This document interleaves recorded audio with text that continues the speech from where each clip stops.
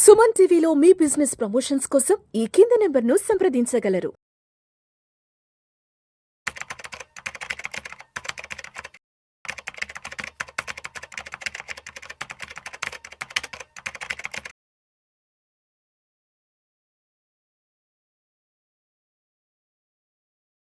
నమస్తే, నేను మీ రేవంత్ చలమల. సో ఈ రోజు మార్కెట్ అనాలిసిస్ కంప్లీట్ చేసుకుందాము. ఈరోజు డేట్ 27 ఫిబ్రవరి 2025. సో ఈరోజు మార్కెట్లో వీక్నెస్ అయితే ఎక్కువగానే కనిపించింది. అండ్ ఆఫ్ కోర్స్ మనకి నిఫ్టీ 50 సెన్సెక్స్లో కొంతవరకు ఫ్లాట్ క్లోజింగ్ అయితే వచ్చింది. నెగటివ్స్ అయితే ఏమీ లేవు. ఏది నిఫ్టీ 50 అండ్ సెన్సెక్స్ వరకు మాత్రమే. అండ్ అదేవిధంగా మన small cap and mid cap చూసినట్లయితే small cap almost 1.67% and mid cap almost 1.26% వరకు కూడా నెగటివ్గా క్లోజ్ అయింది. ఈరోజు రియాలిటీ సెగ్మెంట్ దాదాపుగా -2%, హ్యూజ్ వీక్నెస్. సో ఈ రోజు మనకు ఒక బ్యాంకింగ్ సెగ్మెంట్ తప్పించి మిగతా అన్ని సెగ్మెంట్స్ కూడా దాదాపుగా నెగిటివ్ క్లోజింగే ఇచ్చాయి. సో ఈ రోజు మనకు మార్కెట్ని అంటే నిఫ్టీని సెన్సెక్స్ని సపోర్ట్ చేసింది కేవలం బ్యాంకింగ్ మాత్రమే. సో వేరిన్ మనకు స్మాల్ అండ్ మిడ్ క్యాప్ సెగ్మెంట్లో సహజంగా బ్యాంకింగ్ సెక్టర్కి సంబంధించిన ఎక్స్పోజర్ ఎక్కువగా ఉండదు కాబట్టి మనకి అటువైపుగా కొంతవరకు సెల్ ఆఫ్ అనేది ఎక్కువగా కనిపించింది. సో ఎక్కడైతే బ్యాంకింగ్ ఉందో ఆ స్పేస్ అంటే నిఫ్టీ 50 సెన్సెక్స్ లాంటివి కొద్దిగా స్టేబుల్ అయ్యాయి. సో బ్యాంకింగ్ ఒక్కటి మాత్రమే ఈ రోజు పాజిటివ్గా ఉంటూ మిగతావి అన్నీ కూడా దాదాపుగా నెగిటివ్లోనే క్లోజ్ అవ్వడం అయితే వెరీ క్లియర్గా కనిపిస్తుంది. సో మనకి కొన్ని రిఫరెన్స్ పాయింట్స్ కూడా మాట్లాడుకుందాం. అండ్ మార్కెట్ నెక్స్ట్ ఎటువైపు వెళ్తుంది అనేది కూడా డెఫినెట్గా మాట్లాడతాను. సో లాస్ట్ 30 ఇయర్స్లో మనకి 8 టైమ్స్ దాదాపుగా 20% అండ్ బిలో మార్కెట్ డిప్ అయిన సందర్భాలు ఉన్నాయి. సో అన్ని సార్లు మార్కెట్ డిప్ అయిన తర్వాత కూడా మనకి మార్కెట్స్ అగైన్ రీబౌండ్ అవుతూ ఆల్ టైమ్ హైస్ని క్రియేట్ చేస్తూ వెళ్తుంది అని చెప్పేసి మనకి ఆ మనీ కంట్రోల్ ఒక క్లియర్ డేటాని అయితే అబ్జర్వ్ చేసింది. సో బేసిక్గా మనకి whenever there is a dip in the market in 2008 financial crisis, 2013 taper tantrum and 2016 demonetisation, 2020 COVID-19 crash, వీటన్నిటి టైంలో కూడా మనకి బాటమ్స్ ఫాలో అవుతున్నాయి. ఆ బాటమ్స్ ఫామ్ అయిన తర్వాత వాటిని మళ్ళీ రికవర్ చేసుకుంటూ మార్కెట్స్ హయ్యర్ సైడ్ వెళ్తున్నాయి. సో ఇప్పుడు మన మార్కెట్ పైకి వెళ్ళడానికి ఎంతవరకు ప్రాబబిలిటీ ఉంది, that was the point here. So బేసిక్గా మార్కెట్ అనేది ఒక లాంగ్ టర్మ్ ట్రెండ్ అయితే బ్రేక్ చేసింది, అంటే బుల్లిష్ ట్రెండ్ అయితే బ్రేక్ చేసి డౌన్ సైడ్కి అయితే క్లోజ్ అవుతుంది. 22,500 నిఫ్టీ దానికి బిలో కనుక క్లోజింగ్ వస్తే మనకి 22,000 గేట్స్ ఓపెన్ అవుతాయి. కానీ ఇన్ బిట్వీన్ 22,800 కూడా ఒకసారి పైకి రీటెస్ట్ చేయాలి. సో బేసిక్గా మనకు ఆప్షన్ చైన్ డేటా కనుక గమనించినట్లయితే కొంతవరకు ఒక బౌన్స్ 22,800 వరకు వచ్చే అవకాశం ఉన్నట్టుగా కనిపిస్తుంది. కానీ అండ్ అగైన్ అక్కడి నుంచి సెల్ ఆఫ్ కూడా వచ్చే అవకాశాలు అయితే క్లియర్గా అర్థమవుతున్నాయి. సో మనకి మిడ్ అండ్ స్మాల్ క్యాప్ సెగ్మెంట్లో ప్రెషర్ అనేది ఇంకా కంటిన్యూ అవుతుంది. రీసెంట్ లోస్ని కూడా బ్రేక్ చేసుకుంటూ కిందకి వెళ్తుంది. సో నిఫ్టీ 50 అండ్ సెన్సెక్స్ కొంతవరకు స్లో డౌన్ అవుతున్నాయి. కానీ మనకి mid and small cap segments అయితే ఇంకా ఫాల్ ఎక్స్టెండ్ చేసే అవకాశాలు ఉన్నాయి. అదే సెక్టోరియల్ ఫ్రంట్లో వస్తే అసలు రియాలిటీ అవ్వచ్చు, లేకపోతే ఎనర్జీ సెగ్మెంట్స్ అవ్వచ్చు, ఈ రెండు అయితే వర్స్ట్ ఫాల్స్.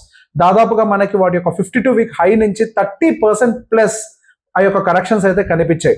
అండ్ రీసెంట్ మంత్లో ఐటీ సెగ్మెంట్లో కొంతవరకు ఫాల్ అనేది ఎక్కువగా ఎక్స్టెండ్ అయింది. So going further FMCG, pharmaceutical అంటే లోకల్ డిమాండ్ ఉండేటువంటి ఏరియా అన్ని కూడా కొంత స్టెబిలైజ్ అవుతూ ఇంటర్నేషనల్ ఎక్స్పోజర్ ఉండేటువంటి అన్ని కూడా కొంతవరకు సెల్లింగ్ ప్రెషర్ గురయ్యే అవకాశాలు కనపడుతున్నాయి. సో ఇంకా మన నెక్స్ట్ సంబంధించి ఎన్విడియా రిజల్ట్ అనేది నేను వచ్చింది మార్కెట్లో. సో ఎన్విడియా రిజల్ట్స్ అయితే కొంతవరకు బెటర్గానే వచ్చాయి. సో యాజ్ అంటే ఎస్టిమేషన్స్కి ఇన్లైన్గానే వచ్చాయి.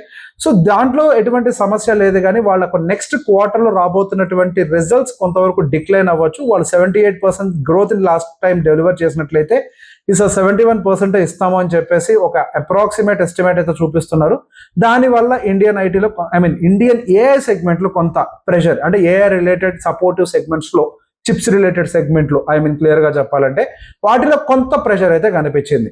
అండ్ దాంతో పాటుగా మరి కొన్ని ఇంట్రెస్టింగ్ ఫ్యాక్ట్స్ కూడా డిస్కస్ చేయాలి. సో బేసిక్గా ఐ ఆల్వేస్ సే డోంట్ చేస్ ద బస్. అంటే ఏ సెగ్మెంట్స్ అయితే పరిగెడుతున్నాయో వాటి వెనకాల పరిగెట్టకండి అని చెప్పి మనం ఎప్పుడు డిస్కస్ చేసుకునేది. సో రీసెంట్గా మనకి పోయిన లాస్ట్ 4-5 సంవత్సరాల్లో మనకి పవర్, డిఫెన్స్, రైల్వే స్టాక్స్ ఇవన్నీ కూడా విపరీతంగా ర్యాలీ అయ్యాయి. సో ఇవి ర్యాలీ అయిన తర్వాత ఎంత డీపర్ కరెక్షన్స్ జరిగాయి అంటానికి కూడా మనకి మనీ కంట్రోల్ కొంత అప్డేట్ కనిపిస్తుంది. సో పవర్ స్టాక్స్ అయితే దాదాపుగా 70-80% వరకు కూడా ఫాల్ అయినాయి కనపడుతున్నాయి. సో బేసిక్ ఇక్కడ మన స్క్రీన్ మీద కనపడుతున్న డేటా ఏదైతే ఉందో కొంత పాతది ఇది. ఇన్ఫాక్ట్ నేను రీసెంట్గా అంటే వాళ్ళ చెక్ చేసిన దాని ప్రకారం ఇక్కడున్న డేటాతో కంపేర్ చేస్తే డీపర్ కరెక్షన్ వారే రెన్యూబుల్ టెక్ దాదాపుగా 71%, వీళ్ళు చెప్తున్నారు ఇంకెక్కువ అయింది అది. అదాని గ్రీన్ ఎనర్జీ 61 అంటున్నారు, ఇంకెక్కువ అయింది అది. సో దాంతో పాటుగా నేను ఎప్పుడు ఒక పాయింట్ చెప్తాను, వాల్యుయేషన్స్ దృష్టిలో పెట్టుకొని మాత్రమే మనం ఎప్పుడైనా బయింగ్ అనేది చేయాలి. ఏ స్టాక్ లో చూసుకోవాలి, అసలు ప్రైమరీ అని.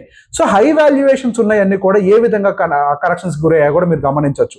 సో మనకి ప్రీవియస్ గా ఉండేటువంటి పిఈ అంతా ఇప్పుడు కరెంట్ పిఈ అంతా. సో బేసిక్ గా ఆ కరెక్షన్స్ అంతా కూడా ఎక్కువ పిఈస్ ఉన్న చోట ఎక్కువగా కనిపిస్తుంది. అండ్ దాంతో పాటుగా రైల్వే స్టాక్స్ కూడా విపరీతమైన కరెక్షన్స్ లోకి అయితే గురయ్యాయి. దాదాపుగా 50-60% వరకు కూడా రైల్వే స్టాక్స్ లో కూడా మనకు కరెక్షన్ కనిపించింది.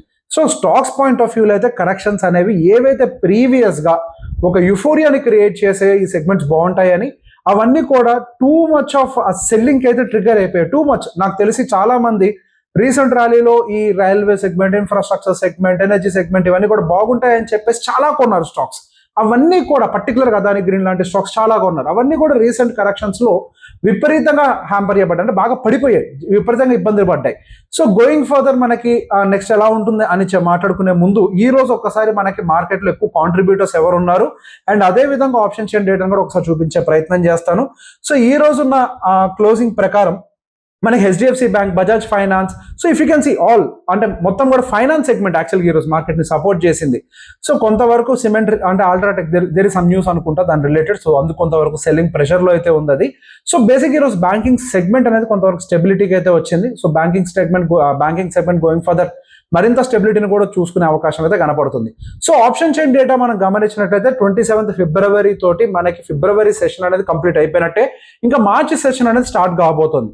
సో ఇక్కడ ఒక ఇంట్రెస్టింగ్ డెవలప్మెంట్ ఏం కనిపిస్తుంది అని అంటే మనకి 22,500 దగ్గర స్ట్రాంగ్ గా సపోర్టర్స్ బిల్డ్ అవుతున్నారు అనేది ఒకటైతే కనపడుతుంది.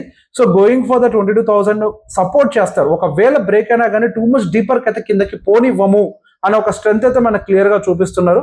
Yes of course higher side మనకి డెఫినెట్ 23,000 దగ్గర ఒక టెక్నికల్ గా మనకి రెసిస్టెన్స్ ఉంటుంది. అలానే మనం కూడా ఇంకో మాట అనుకున్నాం 23,800 అనేది కొద్దిగా ఇబ్బంది పెట్టే జోన్ కూడా అని. సో 22,800 నుంచి 23,000 వరకు రెసిస్టెన్స్ గా ఉంటూ 22,500 కొద్దిగా సపోర్ట్ గా యాడ్ చేసే అవకాశాలు కూడా ఉన్నాయి. సో రేపు శుక్రవారం క్లోజింగ్ కూడా ఒకటి చూడాలి. మనం అనుకున్నాం మనకి పర్టికులర్ గా నిఫ్టీలో ఒక లాంగ్ టర్మ్ ట్రెండ్ ఏదైతే ఫాలో అవుతుందో ఆ ట్రెండ్ కి సంబంధించినటువంటి క్యాండిల్ కింద క్లోజ్ అవుతుందా పైకి క్లోజ్ అవుతుందా. శుక్రవారం గనక రేపు మన అదృష్టం బాగుండి మనకి గనక ఆ ట్రెండ్ పైకి వెళ్ళి కొంచెం క్లోజింగ్ మంచిగా ఇచ్చింది అని అంటే మేబీ ఇంకొక నెల వరకు అన్నా కానీ మనం మరి డీపర్ ఫాల్ అయితే ఎక్స్పెక్ట్ చేయకపోవచ్చు అని నేను అనుకుంటున్నాను. అండ్ దాంతోపాటు ఒకసారి మ్యూచువల్ ఫండ్ డేటాను కూడా ఒకసారి రివైజ్ చేసేద్దాం. సో మనకి 26వ తారీఖు అంటే 25వ తారీఖు మార్కెట్ క్లోజింగ్ దాని ప్రకారం మనకి ఆ రోజు పర్టికులర్ గా పిఎస్యూ సెగ్మెంట్స్ అనేవి ఎక్కువగా ఇంపాక్ట్ అయ్యాయి. ఎనర్జీ, టెక్నాలజీ ఇవన్నీ కూడా బాగా ఇంపాక్ట్ అయ్యాయి. అండ్ లోయెస్ట్ ఇంపాక్ట్ తీసుకుంది మాత్రం ఎంఎన్సీ సెగ్మెంట్, ఫార్మాసిటికల్ సెగ్మెంట్ ఇవైతే కొంతవరకు లోయెస్ట్ ఇంపాక్ట్ అంటే ఫ్లెక్సీ క్యాప్, సో ఇట్లాంటివన్నీ కూడా బాగా లోయెస్ట్ ఇంపాక్ట్ చూసుకున్నాయి. సో లాస్ట్ 1 month లో ఒక రకంగా చెప్పాలి, లాస్ట్ 1 month లో యావరేజ్ గా ఎక్కువ సెల్లింగ్ ట్రిగ్గర్ అయింది. మ్యూచువల్ ఫండ్స్ లో కూడా ఒక సెక్టర్ ఎక్కువ ఇంపాక్ట్ అయిందంటే టెక్నాలజీ అండ్ దాని తర్వాత స్మాల్ క్యాప్, ఇన్ఫ్రాస్ట్రక్చర్. దాంతో పాటుగా there are so many other also, pharma, MNC ఇవన్నీ కూడా కొంత కరెక్ట్ అయ్యాయి, కానీ రీసెంట్ గా కొంత టెక్నాలజీలో ప్రెషర్ అనేది ఎక్కువగా క్రియేట్ అయింది. So maybe that could be related because of the US tariff issues. దానివల్ల దాంతో పాటు యాక్చువల్గా టారిఫ్ ఇష్యూస్ కంటే కూడా అక్కడ యుఎస్ ఎకానమీలో టెన్షన్స్ ఏవైతే క్రియేట్ అవుతున్నాయో అంటే వాళ్ళ service PMI data lower side రావటము, ఈ ఇన్ఫ్లేషన్ పెరుగుతుందన్న భయం ఉండటము, ఇంట్రెస్ట్ రేట్ కట్స్ చేయరేమో అన్న భయం ఉండటము, అగైన్ ఇవన్నీ కూడా మళ్ళీ బయటికి రావడంతో కొంత ప్రెషర్ ఐటీ సెగ్మెంట్ లో అయితే క్రియేట్ అయింది. సో మళ్ళీ రేపు శుక్రవారం రోజు ఇటువంటి ఒక అనాలిసిస్ తో మేము ముందుకు వచ్చే ప్రయత్నం చేస్తాము. Thank you very much.